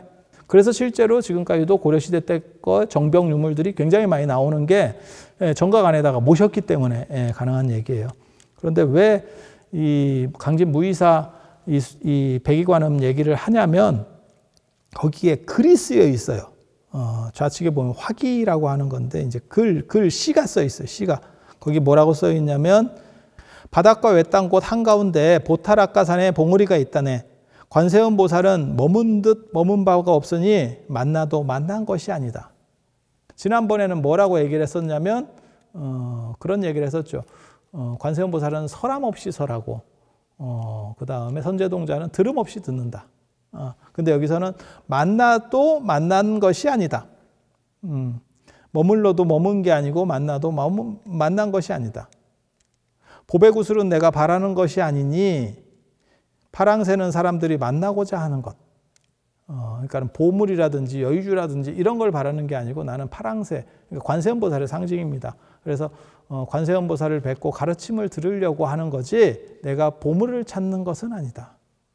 그래서 내가 원하는 것은 푸른 파도 위로 보름달이 떠오르는 것을 뵙는 것뿐이다.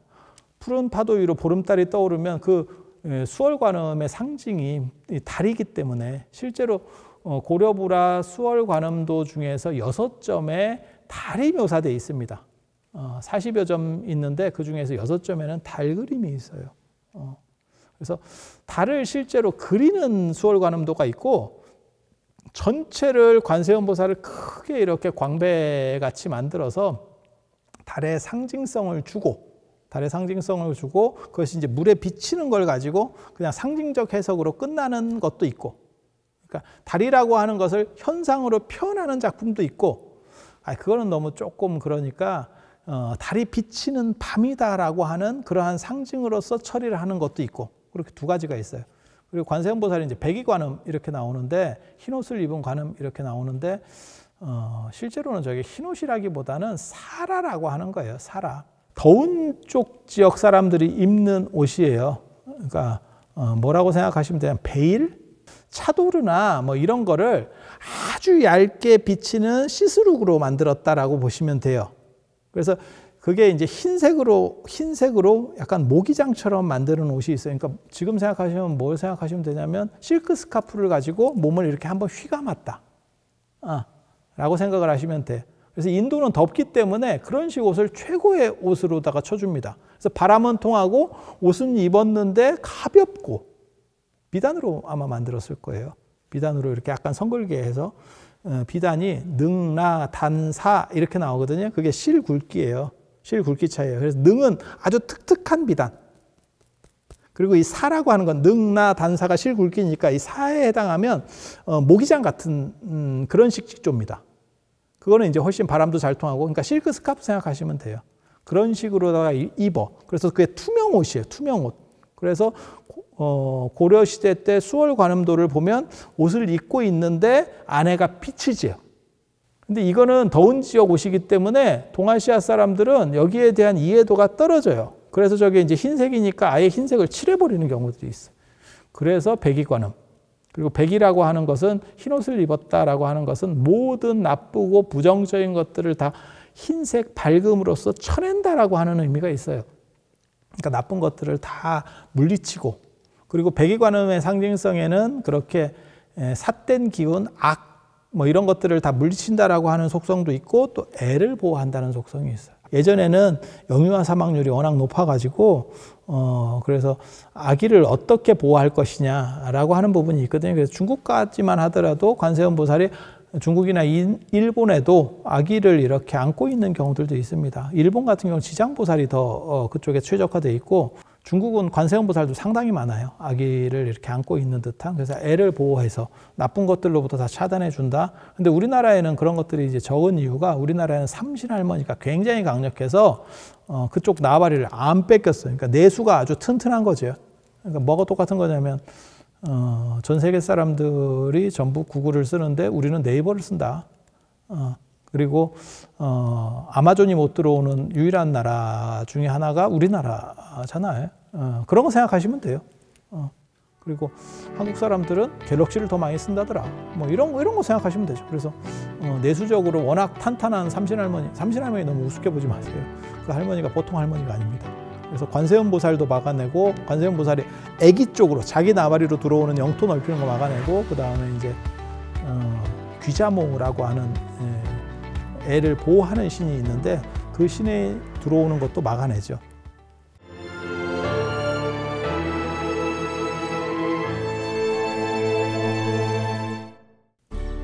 자, 고려불화 수월관음도 중에서 어떻게 보면 가장 대표적인 작품이라고 꼽으면 이 대덕사소장, 일본 대덕사소장본을 꼽을 수 있습니다. 고려불화들은 대부분 다 일본에 가 있고, 그 다음에 두 번째가 이제 미국에 있고, 미국은 돈 주고 샀을 확률이 상당히 높고, 일본 같은 경우는 고려 말에 왜구들이 침략을 한참 할 때, 그때 뭐 이성계라든지 최영이라든지 이런 분들이, 이런 군벌들이 막 올라올 수 있었던 이유들도 사실은 그 왜구토벌과 관련이 되잖아요. 그래서 그때 이제 많이 뛰어갔고, 조선 전기에도 좀 가져가고, 뭐 이런 부분들이 많이 있죠.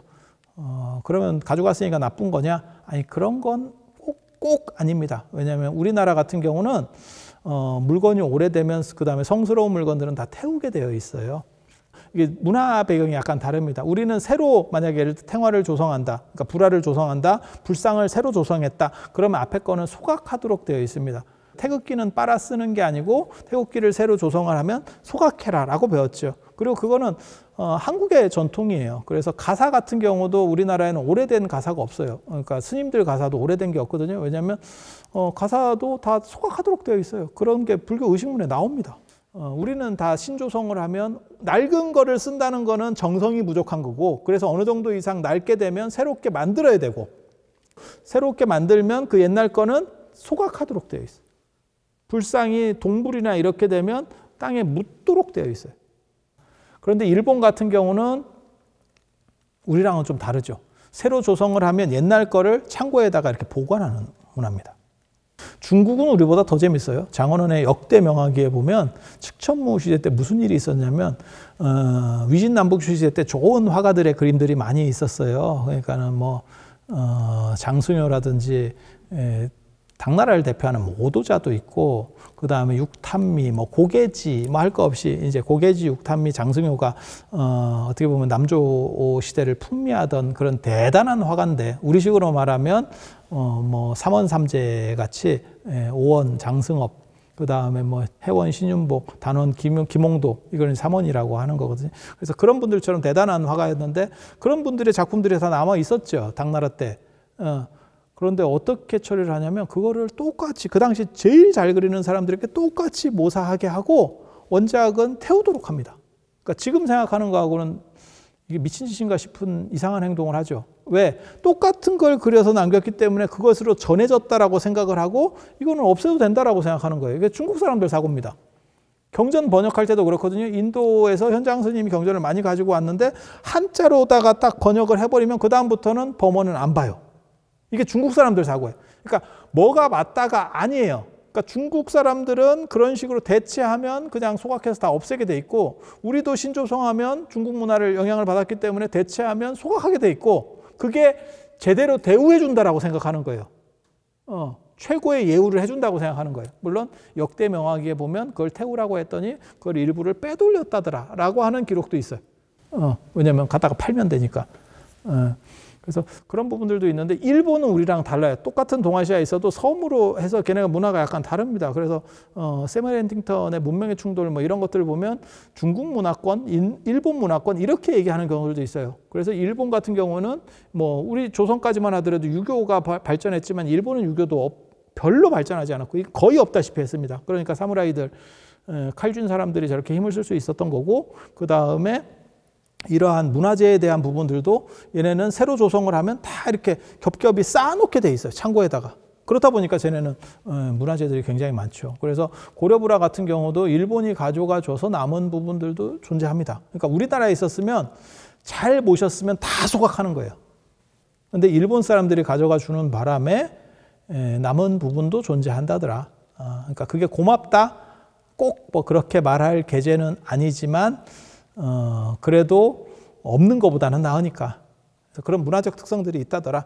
라는 정도 이해를 하시고 요 대덕사 소장본이 어떻게 보면 가장 수월관음도 중에서 가장 좋습니다. 그런데 관세음보살 옷 얇게 입고 있는 저 배우관음 같이 얇게 입고 저걸 사라라고 하는 거예요. 저 투명한 옷, 저 사라. 그래서 저 표현을 제대로 할 수 없는 상황이기 때문에 나중에는 흰색으로 그냥 칠해버리게 되는 그런 식이 된 거고 이거는 굉장히 어렵습니다. 회화에서 밑이 보이게 하려면 모기장처럼 다 일일이 선을 쳐야 되는데 그게 보통 작업이 아닙니다. 그래서 나중에는 저런 식으로 하는 방법들이 많이 이제 퇴색이 되는 거고, 그러니까 불교 시절에는 충분한 대가를 주니까 저런 작업들을 할 수 있었고, 유교 시절에는 돈만큼 나오는 거예요. 예나 지금이나 싸게 주면 싸게 먹는 거예요. 그래서 고려시대 때까지만 해도 손이 훨씬 많이 가고 세밀한 작업들이, 디테일한 작업들이 많이 들어갔고, 조선시대 때는 요거를 이제 하기 싫으니까 뭘로 하는 거냐면 화려한 색을 써버려요. 색을 써서 눈에 잘 띄게 하는 거죠. 고려불화하고 조선불화의 차이 중에 하나가 사실은 그런 부분들도 있습니다. 그러니까 색을 쓰면 면을 다 채워도 화려해 보여요. 잘게 막 쪼개가지고 디자인으로다가 승부를 거는 게 아니고.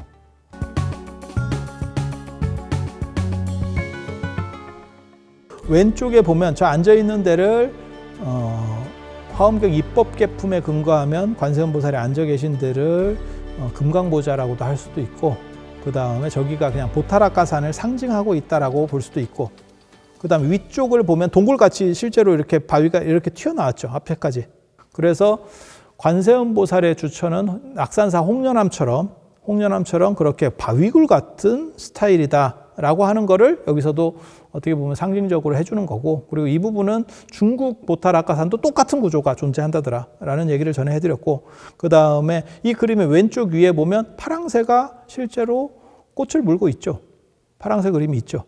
그리고 관세음보살 옆쪽을 보면 거기에 정병이 있고 그 정병에 뭐가 꽂혀 있냐면 버드나무가 꽂혀 있죠. 그리고 관세음보살 뒤쪽에는 대나무 두 그루, 푸른 대나무 두 그루가 있고, 그 다음에 관세음보살 발밑 쪽에 보면 관세음보살이 보고 있는 발밑 쪽에는 용왕과 용녀가 보물을 바다에서 나오는 뭐 여의주든 뭐 이런 보물들을 바치는 그런 게 있고, 그 반대편 쪽에 용왕 용녀의 반대편 쪽을 보면 거기 선제동자, 선제동자가 법을 구하는. 그래서 수월관음도의 가장 기본적 특징은 3분의 2 정도를 틀고 앉아 있는 겁니다. 정면 자세가 아니고 측면 자세를 취하고 있다더라. 근데 완전 옆으로 측면 자세가 아니고 한 3분의 2 정도 이렇게 틀어 앉아 있는 거고, 그 다음에 다리를 한쪽을 늘어뜨리고 있는, 왼쪽 다리를 늘어뜨리고 오른쪽 다리를 올리고 있는, 인도 사람들 같은 경우는 오른쪽을 숭배하기 때문에 오른쪽이 위로 올라가는 거예요. 그래서 의자에 앉아 있는 것 같은. 근데 동아시아 사람들은 요 정면 자세를 좋아하지 측면 자세를 안 좋아합니다.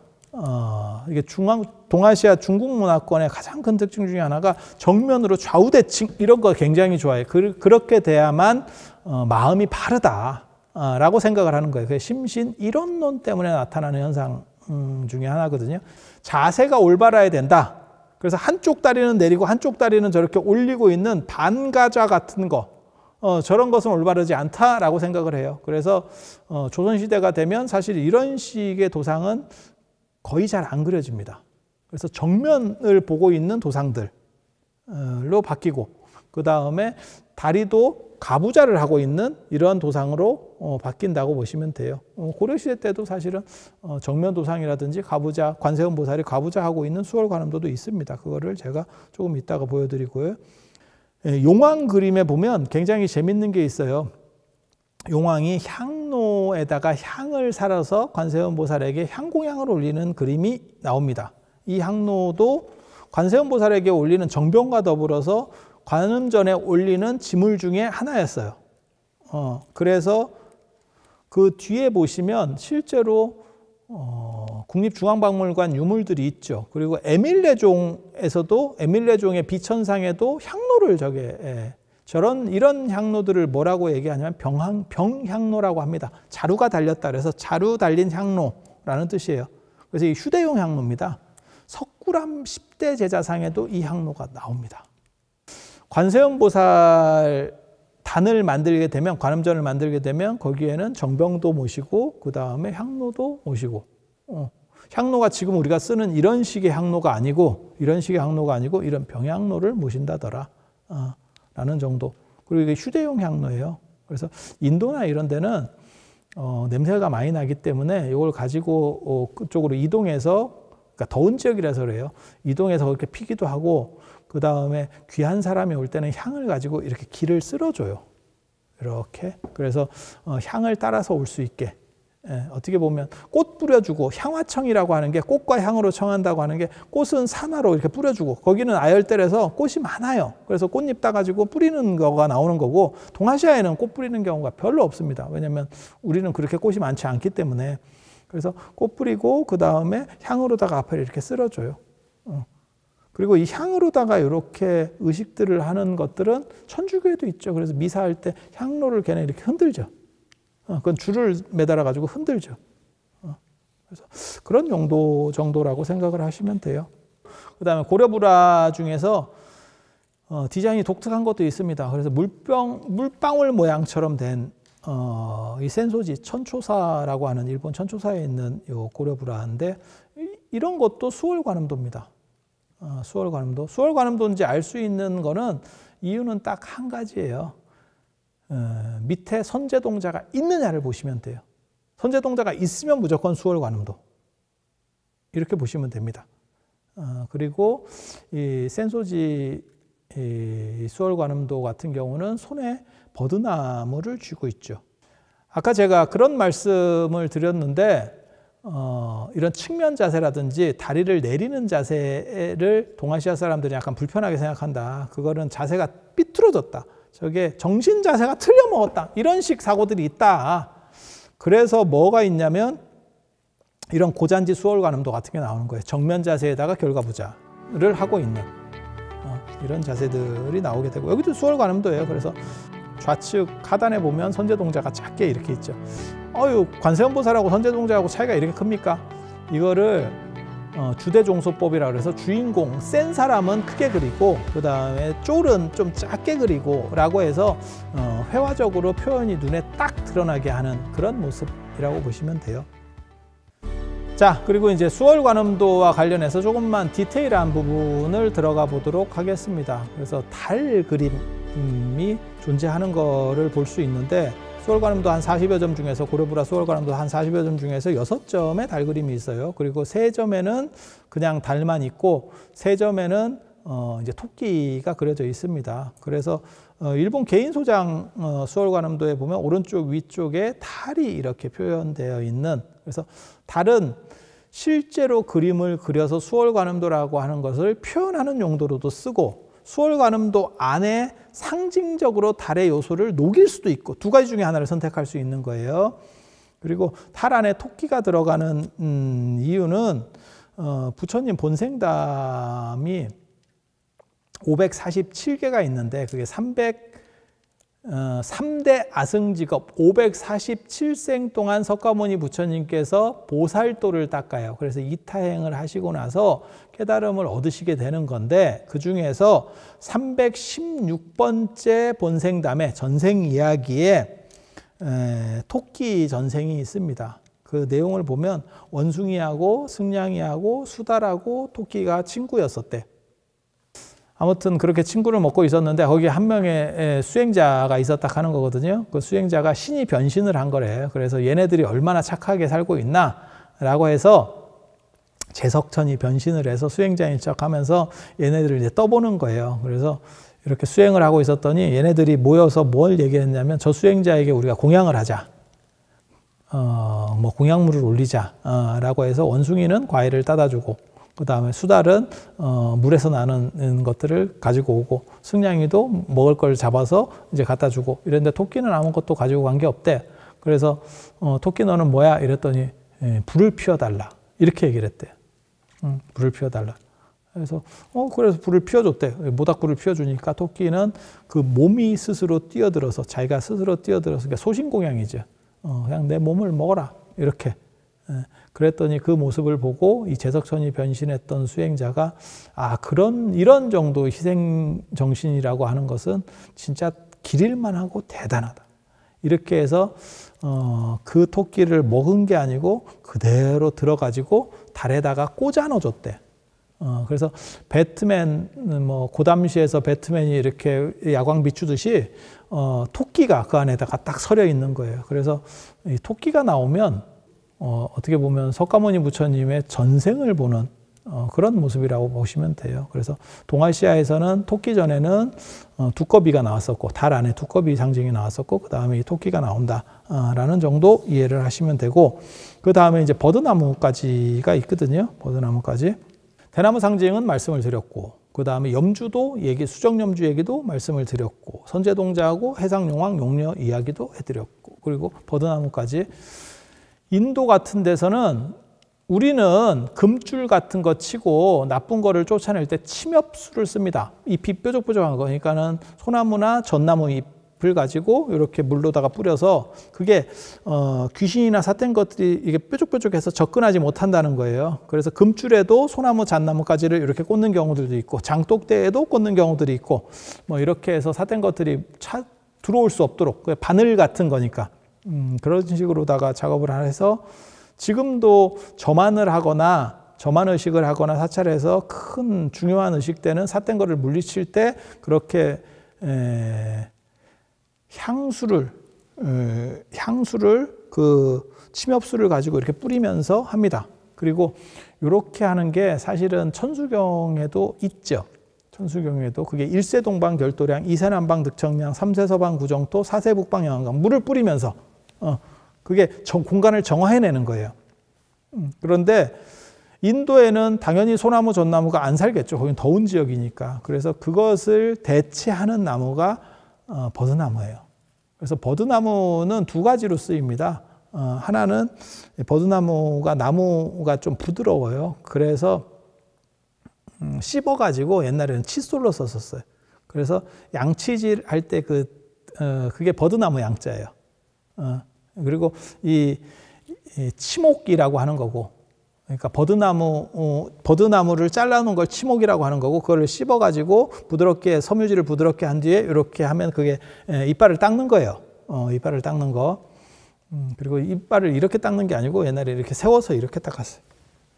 그리고 나서 그거를 또 잘라내고 또 씹어가지고 또 부드럽게 해서 또 쓰고 이렇게 했었거든요. 그리고 또 하나가 이제 이 부정한 것들을 쫓아낼 때 요 버드나무 물을 가지고 이렇게 뿌리는 거예요. 그래서 버드나무라는 건 삿된 것들을 물리친다. 그래서 정병을 감노병이라고도 하거든요. 그래서 거기다가 보통 때는 꽂아서 버드나무를 키우고 있다가 나쁜 것들이 있으면 이렇게 해서 물리치는 그런 용도라가 씁니다. 그리고 이게 굉장히 재밌는 게 이 버드나무의 상징은 사실은 수월관음도하고 관련된 그러한 이야기 속에서 잘 안 나와요. 근데 그게 어디서 나오냐면 중국 남북조시대 때, 그러니까 위진 남북조시대 때 청관음보살, 소복독해, 다라니 주경이라고 하는 게 있어요. 거기에 보면 버드나무에 물을 묻혀서 뿌리면서 모든 삿된 기운을 물리친다 라고 하는, 그러니까 관세음보살과 관련된 또 다른 경전에서 모티브들이 들어오고 있다 라고 보시면 돼요.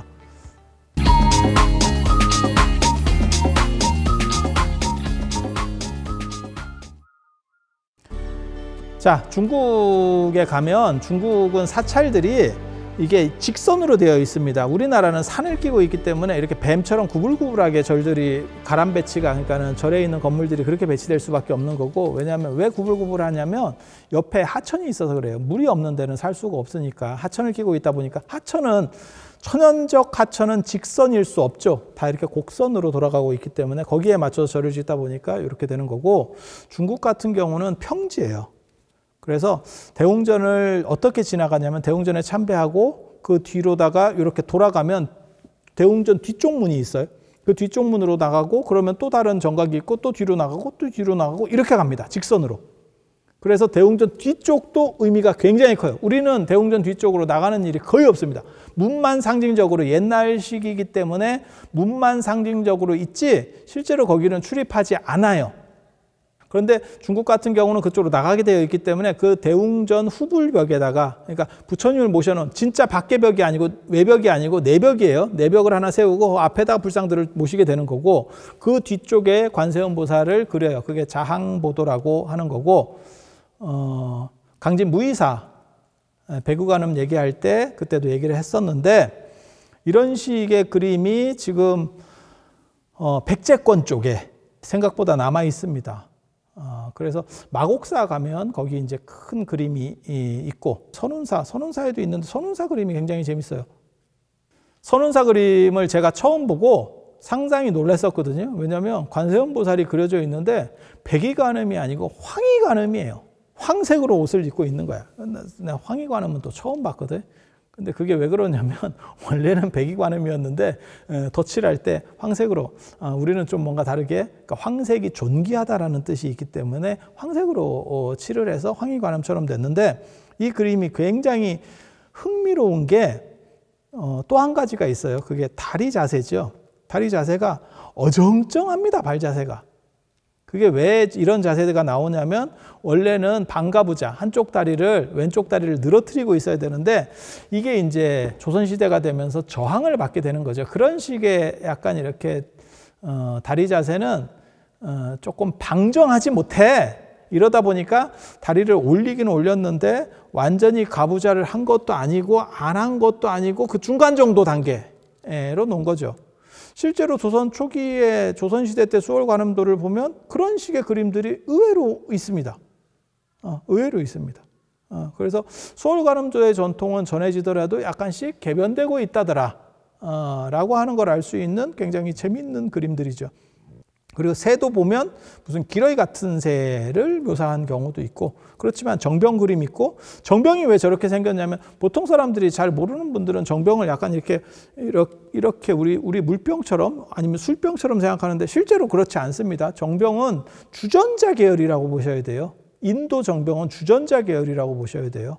그래서 위쪽으로 물을 붓고 주전자로 이렇게 느리는 거기 때문에 그래서 지금 여기 그림들에서 나오는 것처럼 한쪽에 손잡이가 있고 한쪽이 주둥이가 있고 이렇게 되어 있는 거예요. 그리고 그건 휴대용으로 인도에서 수행자들은 계속해서 이동을 하거든요. 불교에도 그렇게 나오죠. 한 곳에서 한 장소에서 3일 이상 자지 마라 라고 하는 대목이 있어요. 그게 집착을 버리기 위해서. 그리고 인도는 유행기라고 하는 게 있죠. 유행기는 떠돌아다니면서 수행하고 그 다음에 견문을 넓힌다 라고 하는 어떻게 보면 여행자, 노마드의 문화가 있는 거예요. 유목민의 문화라고 해야 되나? 뭐 그런 측면들이 존재해요. 그래서 물병을 들고 다니면 저는 지난번에도 말씀드렸지만 여기다 꽂는 거고 그렇게 해서 들고 다니는 때는 이렇게 들고 그 다음에 쓸 때는 주전자처럼도 쓰고 이 드는 것과 주전자용이 같이 되어 있기 때문에 이런 식의 그림들이 나오는 거고 이거를 조선시대 때도 이해하고 있었다는 거는 굉장히 재미있죠. 그런데 지금 이 정병이 어디에서 가장 많이 보이냐면 불상과 관련해서는 대세지보살의 이 머리에 이렇게 관세음 보살 머리에 이렇게 이마에 있는 것처럼 사실은 정확하게 말하면 이마는 아니고 이 상투 안에다가 넣는 거예요. 근데 그 상투 안에 있는 거를 표현할 수가 없으니까 밖으로 빼서 이렇게 넣는 건데 그래서 관세음 보살은 앞쪽에 이마 위에 이렇게 아미타 부처님을 모시고 있고 그 다음 대세지보살은 여기에 정병이 있는데 그 정병은 좌우 동양의 정병이죠. 그런데 실제로는 이렇게 주전자 같은 식의 정병이라더라 라는 정도를 이해하시면 되겠습니다.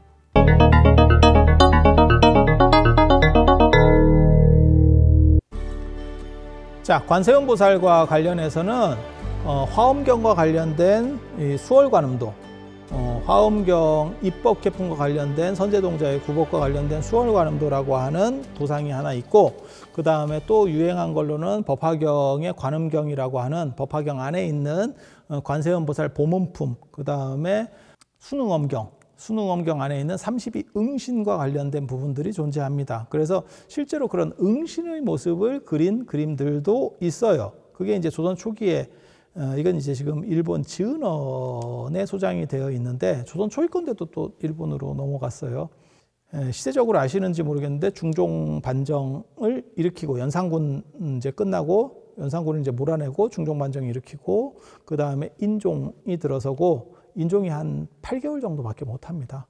그리고 나서 이제 명종이 들어서거든요. 이 명종의 어머니가 누구냐면 문정왕후죠. 중종이 부인이 셋이에요. 정식 부인이, 그러니까는 뭐 이렇게 첩이 아니고 원래 부인은 중종 반정 과정에서 쫓겨났고 그게 연산군 쪽하고 관련이 있어서 이제 반정 공신들이 인정을 하지 않아서 쫓겨났고 그게 뭐 이제 저 삼각산 쪽에 가서 뭐 치마바위 거기다 치마를 걸었다는 둥 뭐 오만 이런 얘기가 있는 거고 그게 치마바위가 됐다. 지명이 유래가 되는 거고 쫓겨났고 그 다음에 두 번째 부인이 낳은 게 이제 인종이고 근데 일찍 죽습니다. 그리고 나서 이제 문정왕후가 들어오는 거죠. 문정왕후가 들어와서 이게 이제 사화랑도 관련이 되고 굉장히 복잡합니다. 대윤, 소윤 해가지고 뭐 윤임, 윤원영 뭐 이런 쪽하고도 얘기가 있고 아무튼 복잡한 내용들이 있어요. 그렇다 치고 인종이 8개월 만에 죽기 8개월 만에 죽었어요. 그리고 원래는 문정왕후를 잘 따랐는데 이제 문정왕후가 자기 아들이 생기면서 상황들이 약간 이제 좀 바뀝니다.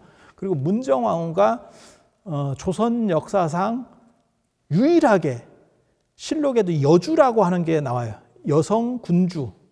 그러니까는 섭정을 했거든요. 나중에 명종이 보위에 오를 때가 12살이에요. 그래서 20살이 될 때까지 섭정을 하는데 문정왕후가 이제 수렴청정을 하는 거죠. 왕 뒤에서 발을 내리고 이제 명령을 하는데 문정왕후가 보통 사람이 아니거든요.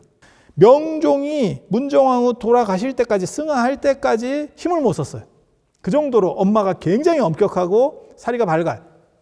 그래서 이제 조선시대 때는 욕을 태바가지로 먹죠. 여자가 정치에 참여했다도 욕을 먹고 이 문정왕후가 한 게 뭐냐면 불교를 굉장히 좋아해서 선교 양종을 복원시키고 그 당시에 이제 다 그거를 중종 때부터 이제 더 연원을 거슬러 올라가면 성종 때부터 불교가 이렇게 내리막길을 걷거든요. 성종, 연산군, 그 다음에 중종 때 이렇게 가고 있었던 거를 문정왕후가 집권하면서 그걸 이제 다 복구시켜 주는 거예요. 그래서 그때 선교 양종을 복립하고 그게 명종 5년 때 일어나는 일이거든요. 복립하고 복립이라는 건 다시 했다는 얘기예요.